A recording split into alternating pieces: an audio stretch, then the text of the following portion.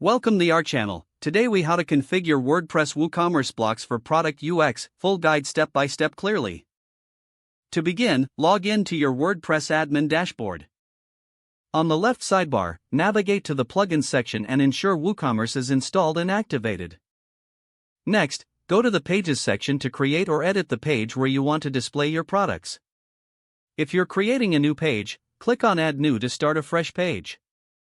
In the page editor, select the block editor. To add a new block, click on the plus sign or the block insertion button. Search for the WooCommerce blocks available. Choose the products block to showcase your items.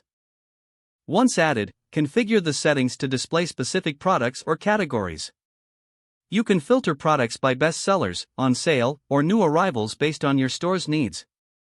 If you want to create a grid layout, explore the product grid block. Adjust the number of columns and rows to suit your design preferences.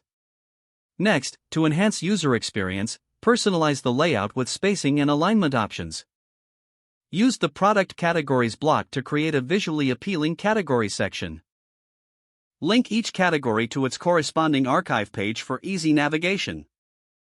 Consider adding the product filter block to help customers sort products by attributes. The checkout block can also be added to streamline the purchasing process for users.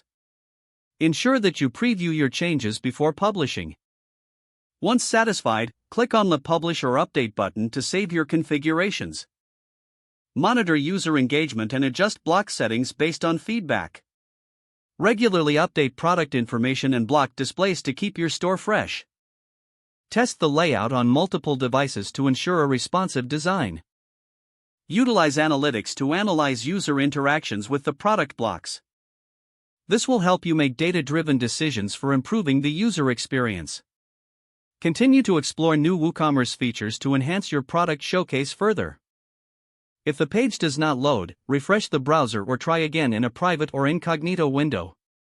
Make sure you are using the correct email address, then retype it carefully to avoid small typos. If your password is not accepted, use the reset option and create a new strong password you can remember. Don't forget to like this video and subscribe to our channel for more step-by-step tech guides.